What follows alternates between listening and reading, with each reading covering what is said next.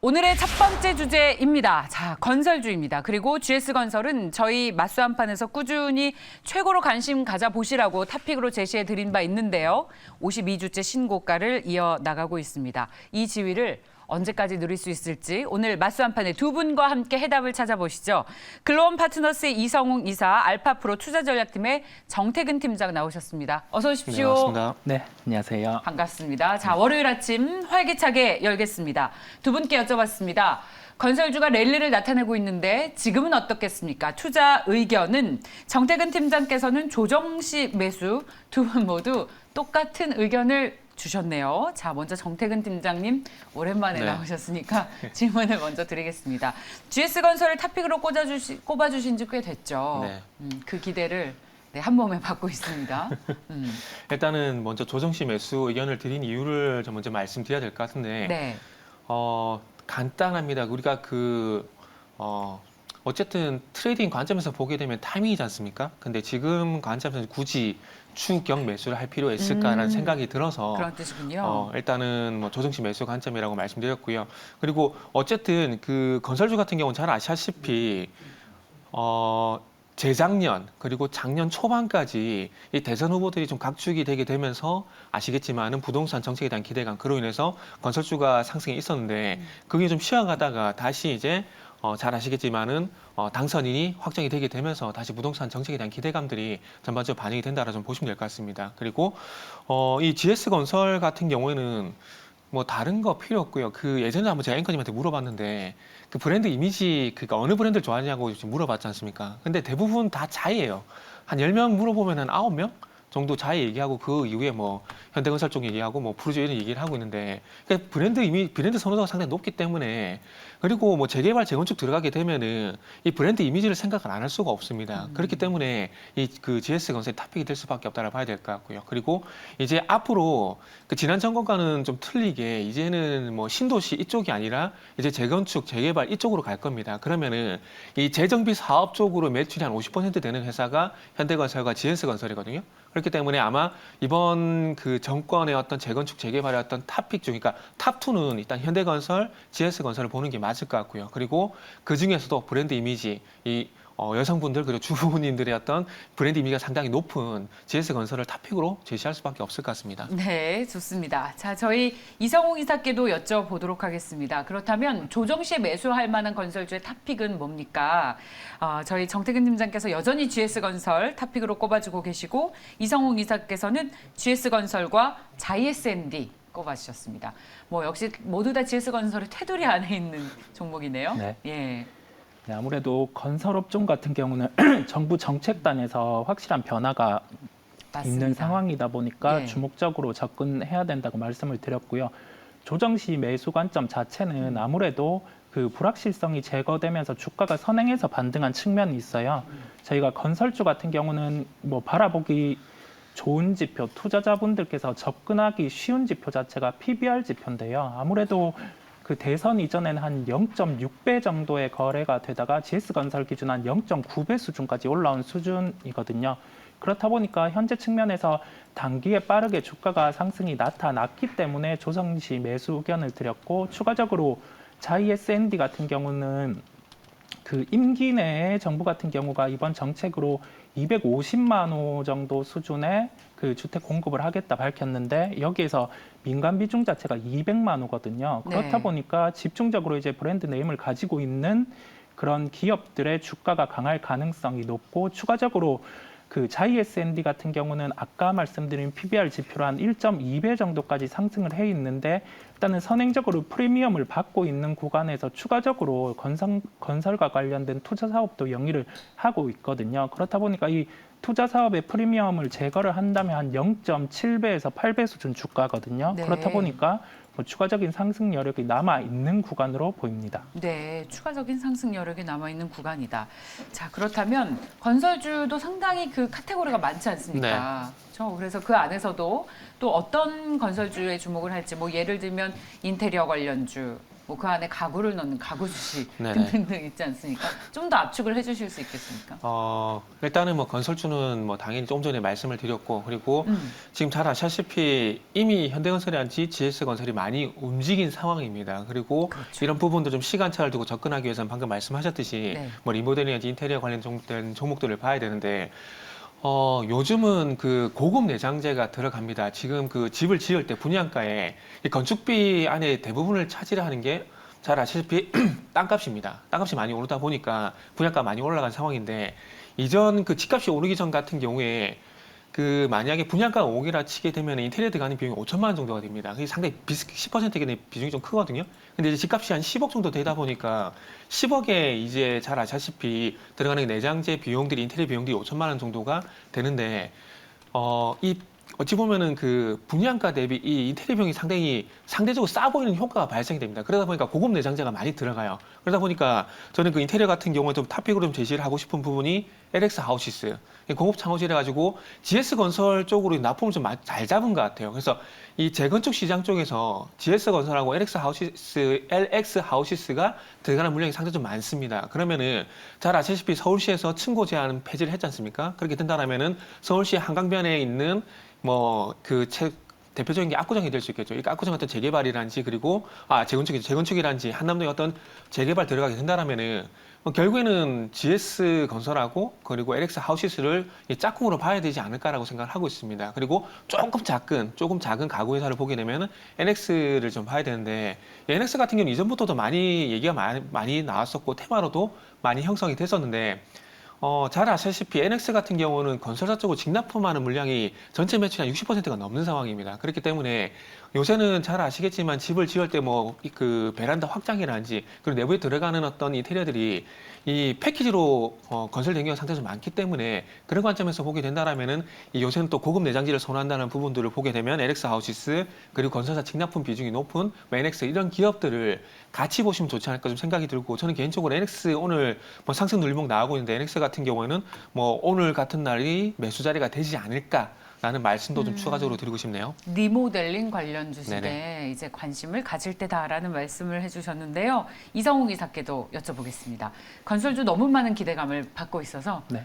가격이 많이 올랐다는 부담은 혹시 없으십니까? 네, 일단은 정책으로 움직이기 시작한 종목 및 업종이잖아요. 그렇다 보니까 정책의 키 자체는 이제 본격적인 공급이 시작될 때 이전부터 뭐 내장재라든지 이런 주가가 움직이는 경향이 있거든요. 공급이 그렇다- 본격적으로 시작될 네네. 때. 그렇다 보니까 이게 미리 선행해서 일단은 대형 건설사들이 움직이는 측면 저희가 이번에 정부 정책이 확정되고 알 수가 있었고요. 정부 정책 안에서 이제 본격적인 공급이 이제 시작된다라고 공표를 하게 되면은 다시 한번 내장재라든지 그런 기업들이 움직일 가능성이 높아요. 그렇다 보니까 이러한 기업, 업종에 대해서 중점적으로 접근을 하셔야 될 것으로 보입니다.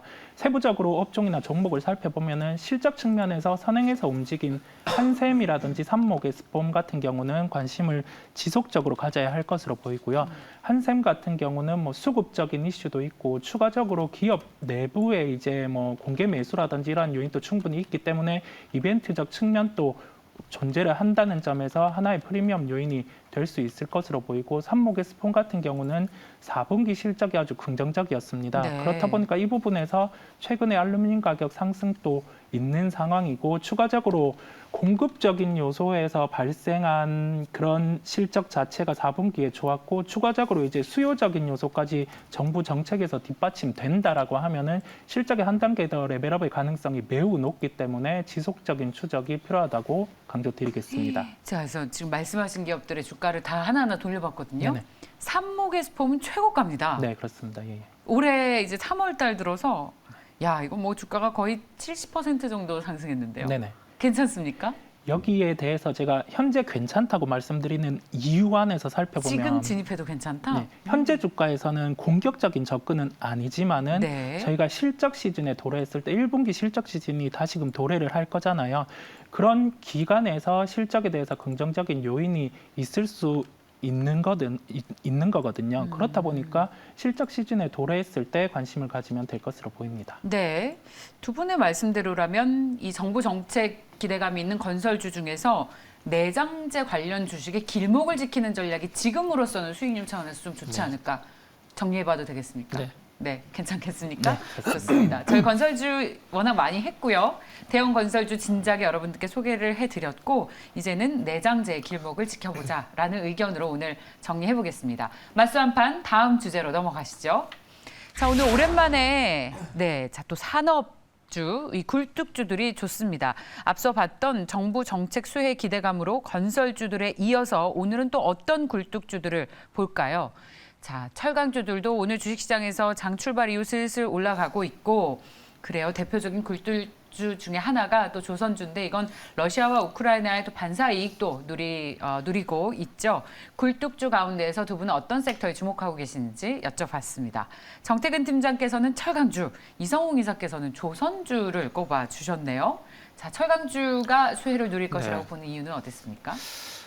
좀 고민을 많이 했는데 솔직히 말씀드리면은 이게 결국에는 산업이 좋은 거하고 주가가 잘 가는 건 어찌 보면 이게 그 같이 갈 때가 있지만 또 별개의 현상이 나올 때가 있지 않습니까? 그럴 때도 있죠. 그러다 보니까 그 부분이 좀 많이 고민이 됐는데 그 뭐 IT도 굴뚝으로 봐야 될지 모르겠는데 그 탑픽은 전 IT를 보고 있거든요. 그리고 아, 그렇습니까? 네, IT를 보고 있고 그리고 오. 굴뚝이다 보니까 소위 말하는 경기 민감주 쪽으로 해야 되나 생각하다 보니까 철강주를 좀 생각을 했는데 아, 그런데 산업군으로만 보면 IT주가 네네. 가장 주식시장에선 좋을 것이다.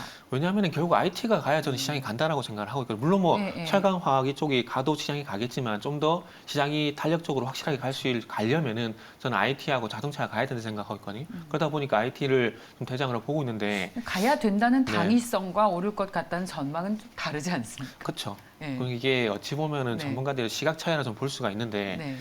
그런데 그럼에도 불구하고 어쨌든 2020년 말경에 보시면 아시겠지만 IT 자동차가 움직이게 되면서 이 어찌 보면은 그 지수가 좀 3,300포인트가 레벨업이 좀 됐거든요. 네. 그렇기 때문에 그런 사례를 한번 참고해 보게 된다라면은 뭐 지금 물론 경기 민감주 전반적으로 괜찮긴 하지만 인플레이션이라는 어떤 테마에 엮여서 조금은 오버슈팅된 부분이 전 좀 있다라고 생각을 하고 있습니다. 그러다 보니까 물론 뭐 철강 화학이 쪽이 안 좋다라는 것이 아니라 어찌 보면은 어떤 산업의 어떤 업황 사이클이 될까요? 이런 부분들하고 그다음에 실적적인 부분들 네. 이런 부분들 감안해 봤을 때 IT 자동차가 좀 가는 게 그나마 또 탄력적으로 좀 확실하게 가지 않을까. 만약에 4,000포인트가 지수가 4,000포인트가 돌파가 된다라면은 저는 IT 자동차가 그 중심에 있을 것이라고 생각을 하고 있는 상황이고요. 그리고 예. 삼성전자 같은 경우 결국에는 저는 개인적으로 이번에 고스라는 이 GOS 문제가 분명히 있긴 한데 이거보다는 저는 3나노 여기서 수율을 얼마만큼 올리느냐 그리고 첫 번째 고객이 누가 되냐 이거에 따라서 저는 삼성전자가 지금 아직 10만 원도 안 갔지만은 15만 원이 갈 수 있는 그런 분수령이라는 생각을 하고 있습니다. 그래서 지금 IT 얘기가 좀 길어지고 있는데 이 부분은 다음에 좀 말씀드리고 예. 어쨌든 철강 같은 경우 두 가지 보시면 될 것 같아요. 올해도 제품 가격 인상을 또 한답니다. 작년 같은 경우도 제품 가격을 계속 인상을 하게 되면서 소위 말하는 중소형 철강주들 같은 경우에 시세가 뭐 소위 말하는 점상가하는 종목들도 소위 나오고 이랬었는데 뭐 이런 부분들 플러스해서 이제 수요 쪽도 보게 되면 이제 우리가 앞 시간에 그 건설주를 다뤄봤잖아요. 그러면은 이 건설주 또 재건축 재개발 하게 되면 또 철근 수요가 또 증가할 수밖에 없는 부분들이거든요. 그럼 공급적인 측면에서 가격, 수요적인 측면에서 아시겠지만 재건축 재개발 이런 이슈도 좀 받쳐주게 된다라면은 지금 건설주가 지금 4월달 이후에 다시 돌아서 주는 것처럼 철강주도 이제 바닥을 다지고 이 건설주와 시간차를 두고 또 돌아설 가능성이 상당히 높다라는 거죠. 그래서 그런 측면에서 보게 된다라면 철강주를 좀 봐야 되지 않을까라는 생각이 들고 어쨌든 뭐 공급적인 측면, 수요적인 측면에서 어쨌든 호재가 될 만한 부분들이 있다. 이런 부분들을 보게 되면 이 건설주 쪽에 어떤 철근 이런 부분을 생산하는 이 철강사 쪽으로 먼저 좀 한번 보시는 게 좋지 않을까 생각이 들고요. 그러다 보니까 이제 뭐 앞으로 조선주도 좋게 봐야 되겠지만 일단 조선보다는 조금은 철강이 먼저 간다. 건설 쪽이 건설 쪽을 먼저 가게 가고, 되면 따라서 철강이 따라가지 가고. 않을까라는 말씀 드리고 싶네요. 철강과 IT 중에 더 좋은 걸 꼽으라면 뭡니까? IT요. IT. 이게 좋습니다. 객관적으로 말씀드려야 되는데 IT 자꾸 주관적으로 IT 쪽으로 기우는 건 좀 아닙니다. 있어요. 예. 최선호 업종은 IT 그리고 네. 굴뚝주 안에선 철강주 그 내러티브가 확실하잖아요. 공급이 많아지고 재건축이 늘어나면 아파트나 뭐 집을 많이 지어야 되는데 여기에 들어가는 철강 수요가 늘어날 것이다. 그래서 철강주가 오른다. 그리고 철근 수요가 또 늘어날 수밖에 없다고 생각이 드는 게 이번에 네. 광주에서 현대산업개발도 네. 안 좋은 일이 있었잖아요. 그래서 네. 그런 부분들을 보게 되면 아마 앞으로 철근 강화할 겁니다. 아마 건설 현장에서 그렇게 그런 뜻이군요. 본다면 철근 수요 더 늘어나겠죠. 근데 주가를 보면 네. 대표주인 포스코를 비롯해서 철강주들은 특히 대형주들이 정말 박스권에서 지리한 움직임을 네네. 보여서 움직이지를 못하고 있습니다. 네. 절대적인 수준으로 보면 와 아직 싼가 싶지만 야 진짜 무겁구나라는 생각이 드는 그런 철강 주식인데요. 자 함께 좀 관심 있게 보시죠. 이성호 기사님은 조선주에 관심 높으십니다. 네. 일단은 시장을 바라볼 때 키팩터가 예. 필요하잖아요. 그렇죠. 경기 민감주 그 시크리컬 같은 경우는 키팩터가 이전에는 중국 수요였거든요. 근데 중국 수요 자체가 정책적으로 현재는 적극적인 경기 부양책은 아니거든요. 그렇죠. 일단은 유지라든지 그런 맞습니다. 관점 그리고 그 경기 부양과 관련해서 내세우는 정책 세부적으로 살펴보더라도 일단은 그 IT라든지 발달된 IT 쪽에 가까운 정책이 많은 상황이다 보니까 현재는 사이클 측면에서 경기 민감주 쪽은 아직은 아닌 것으로 보는 게 훨씬 더 나을 것 같아요. 여기에서 추가적으로 말씀을 드리는 거는 그렇다면 사이클상으로 본격적으로 나올 수 있는 요인이 굴뚝주가 될 수 있느냐 그 여부도 아직은 그 확실하지 않은데 정부 정책상으로 새로운 정부의 정책을 살펴보더라도 이러한 측면은 뭐 사이드로 빠져 있는 것으로 보이거든요. 그렇다고 하면은 여기에서 저희가 확인해야 될 점은 그 굴뚝주 소위 말해서 경기 민감주 안에서 어떤 업종이 환경이 바뀔 수 있을까 그러한 측면인데요. 정책과 글로벌 정책, 우리나라 정책까지 전부 이어 본다고 하면은 친환경 정책이 있는 상황이고 그렇기 때문에 일단은 뭐 LNG 선의 추가적인 수주의 가능성을 열어두고 한번 살펴보자라고 말씀을 드리는 거고요. 주가적인 측면에서 봤을 때 저희가 러시아, 우크라이나 외부 변수 요인으로 인해서 그 가스관 대비해서 LNG 선이 좀 늘 수 있지 않을까라는 가능성으로 주가가 선행해서 반등해 있는 요인이 있거든요. 그렇다 보니까 그 경기 민감주 굴뚝주 안에서 굳이 본다면 현재 구간에서는 조선 쪽을 관심을 가지자라고 결론 지어볼 수 있겠습니다. 그렇다는 건 이제 절대적인 수준으로 봤을 때에는 어떻습니까? 절대적인 수준으로 최근에 외부 변수의 가능성이란 걸 주가에 반영을 했거든요. 예. 그리고 수주적인 측면에서는 수주 잔고가 뭐 역대급으로 좋다는 건 누구나 시장에서 알고 있는 수준이다 보니까 네. 현재 상황에서 만약에 변수가 발생을 한다고 했을 때 뭐 추가적인 수주가 발생할 수 있는 요인, 뭐 LNG 쪽에서 현재적인 측면에서 사이클적으로 회복이 되는 요인, 뭐 소위 말해서 이제 가스관 대비해서 LNG 선이 많이 늘어나는 거를 확인하고 움직여도 될 것 같아요. 왜냐하면은 이게 수주적인 측면에서 실적 인도 시점 자체가 한 2년 정도의 주기를 발생하고 움직이기 때문에 현재 예. 실적은 누구나 좋다는 걸 알고 있는 상황이거든요. 그렇다 보니까 조금 후행해서 이제 실적을 확인하고도 접근 가능한 구간일 것으로 보입니다. 그렇군요. 네. 그렇다면 확인을 해보고 들어가는 종목 지금 서둘러서 길목을 지킬 필요는 일단 없고 네네. 본격적으로 수주가 늘어나는 걸 뉴스플로우에 좀 주목을 해보자라는 정도로 정리를 할 수 있을 것 같은데 그렇다면 탑픽을 여쭤봤습니다.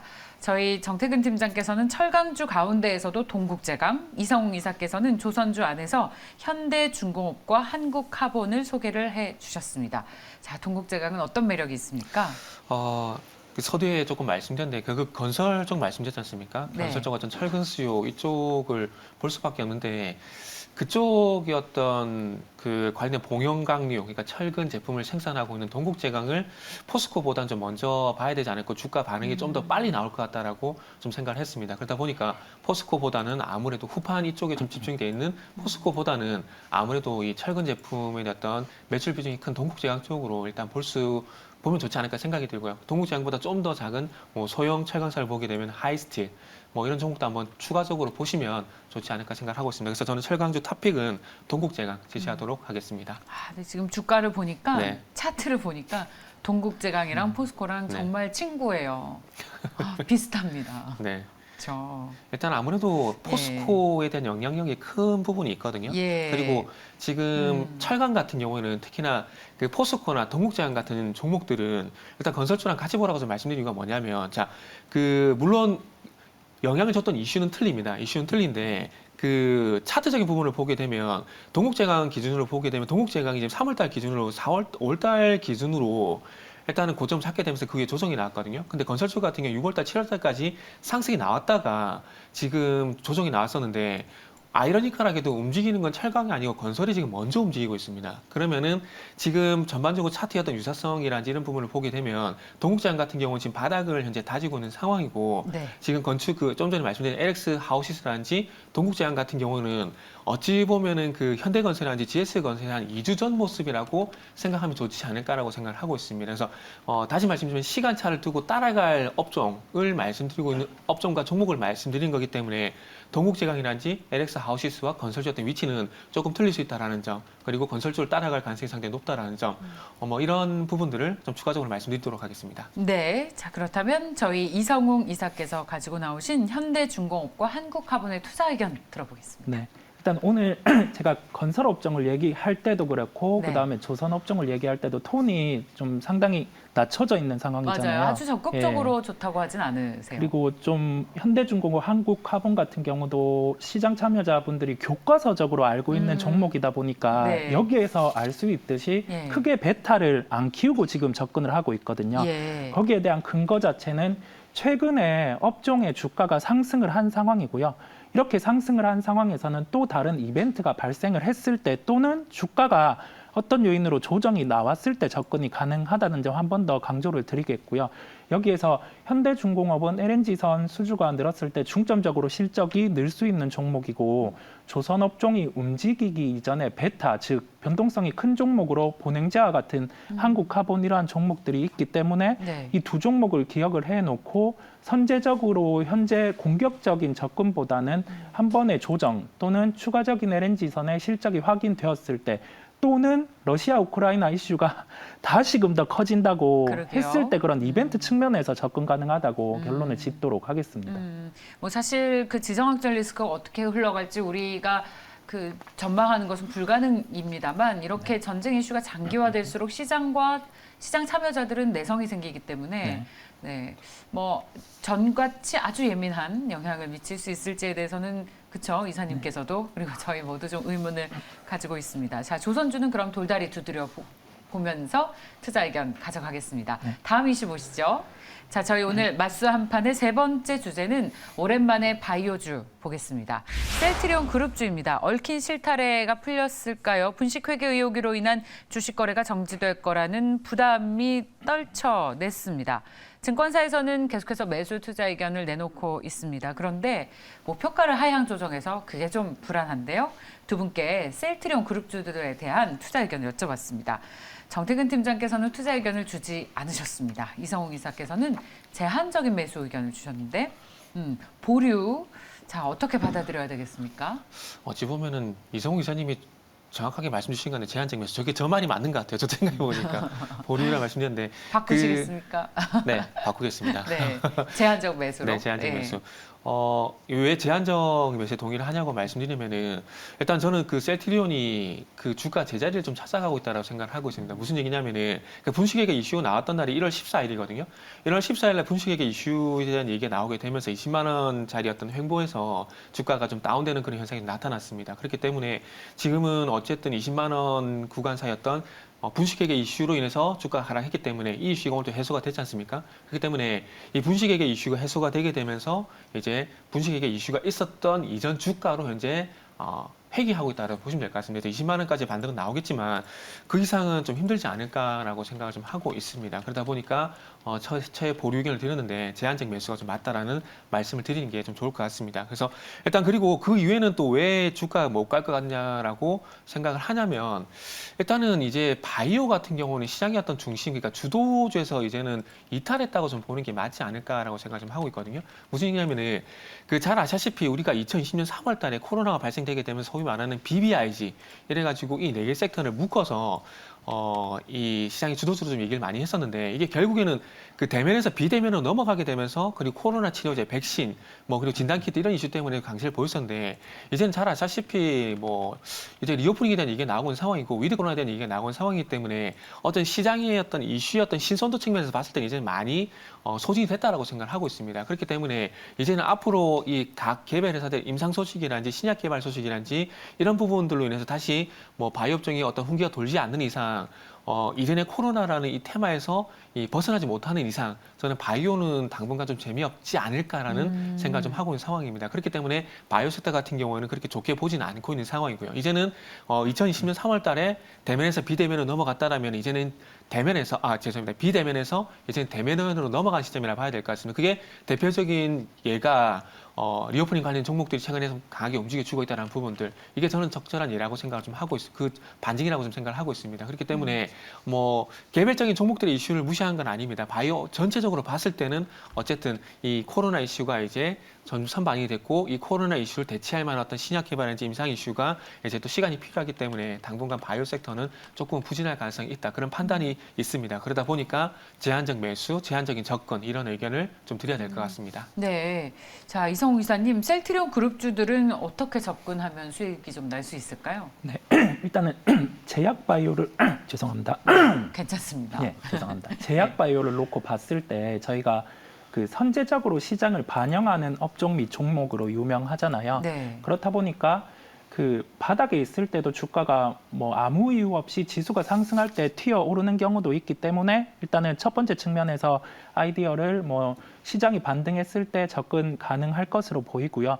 여기에서 세부적으로 내용 자체를 살펴보면 저희가 셀트리온 그룹 같은 경우를 밸류에이션 측면에서 접근을 하지는 않잖아요. 근데 밸류에이션 측면에서 살펴보면 지금 주가 수익 비율이 30배 수준이거든요. 이 30배 수준이라고 하면 쉽게 비교를 해봤을 때 그 전통적인 상위제약사 유한양행이나 한미약품의 밸류에이션 수준의 이하에 와 있는 구간입니다. 그렇다 보니까 이러한 측면에서 선제적으로 리스크 요인이 이제 그 제거가 되었을 때 실적적인 측면에서도 쌍국면까지 왔다라고 1차적으로 보이고요. 예. 그다음에 추가적으로 하나의 이벤트 측면인데 셀트리온 그룹의 합병 가능성이 도래가 될 가능성이 있거든요. 근데 2월에 셀트리온 그룹 자체가 자사주 취득에 대한 공시를 했습니다. 이 기간 자체는 5월 말까지 취득을 한다는 공시인데 통상 그 자사주 매입을 하는 1개월 전까지는 합병에 대한 이사의 개최를 할 수가 없거든요.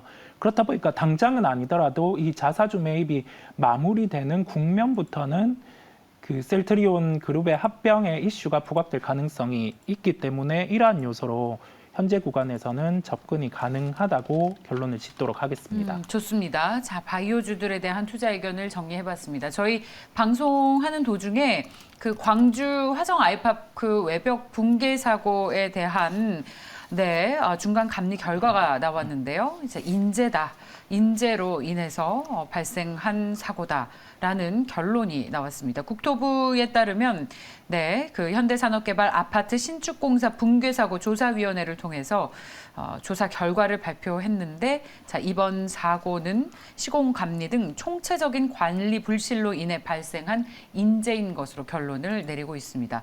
네, 지금 현재 건설주의 주가는 사실 큰 움직임은 없습니다. 장중 고점에서 탄력이 좀 둔화되기는 했는데요. 많이 빠지거나 하락세로 전환한다거나 추세 반전이 나오고 있지는 않습니다. 이미 모두 다 주가에 좀 반영이 된 그런 모습인 것으로 지금 현재 시점에서는 풀이가 되고 있습니다. 자, 저희 시간이 많이 갔지만 한 가지 섹터를 좀 짧게 보고 싶어요. 바로 로봇주입니다. 저희 아침에 제작 회의를 할 때만 해도 그렇게 강하지 않던 로봇주가 지금 막 치고 올라가서 한번 보시죠. 자, 로봇주 강세 이유와 또 두 분께서는 로봇주 탑픽이 있다면 어떤 걸 꼽으시는지 여쭤보도록 하겠습니다. 딱 한마디씩 그리고 핵심을 짚어서 전해 주십시오. 이번 주에 로봇 관련 회사의 상장도 있고 해서 주식시장에서 다시 관심을 받는 것 같아요. 투자해도 괜찮겠습니까? 해도 된다면 어떤 종목이 좋겠습니까? 일단은 종목부터 먼저 말씀드릴게요. 저는 좋습니다. 로보티즈 말씀드리고 싶고, 로봇 관련주가 움직이는 건 딱 한 가지라 보시면 될 것 같습니다. 자율주행. 그러니까 그 간단히 말씀드리면 현대차가 보선 다이내믹스를 인수한 이유는 결국에 로봇의 어떤 자율주행에 대한 원천 기술 때문에 인수를 한 거거든요. 근데 이 로봇의 자율주행과 그 자동차의 자율주행은 같은 맥락입니다. 그렇기 때문에 저 개인적으로는 아마 로봇 관련주가 움직이는 거는 자율주행 관련해서 모멘텀이 있는 것이 아닌가라고 생각을 하고 있습니다. 좋습니다. 이성우 이사님. 네, 뭐 아주 좀 편하게 오늘 삼성전자 쪽으로 집중을 하는 게 나을 것으로 보이고요. 네네. 물론 삼성전자는 변수가 있지만은 이제 새롭게 그 내부적인 투자안으로 로봇을 삼았다는 점에서 그 그 말씀하신 종목이 상당히 더 베타도 좋고 기업도 좋고 하지만 오늘은 조금 전체적으로 저는 편한 톤으로 가서 삼성전자를 한번 그 삼성전자의 로봇 사업부를 살펴보는 것도 필요하다라고 보입니다. 전체적으로 편한 톤으로 가신다는 건 지금 적극적으로 시장에서 살 때는 아니라는 입장으로 정리를 할 수 있는 겁니다. 네, 조정시 매수 관점인데 변수 요인이 아무래도 수요일에 금리라든지 그다음에 러시아 이슈가 있기 때문에 이게 모라토리엄 뭐 사태나 그까지는 그렇죠. 가지 않겠지만은 예. 변동성 요인이 있기 때문에 좋은 업종이고 좋은 종목들이지만은 톤으로 오늘은 좀 중립적으로 전체적으로 갔습니다. 그렇다면 시장에 대해서 매수 시점을 가늠한다면 이번 주 수요일 이후로 잡자. 네, 라는 수요일 전체적인 이후로. 시장에 대한 큰 그림을 가지고 계시는 것으로 네, 그렇습니다. 전해드리도록 하겠습니다. 맞수 한판 오늘 알파프로 투자전략팀의 정태근 팀장과 글로원 파트너스의 이성웅 이사였습니다.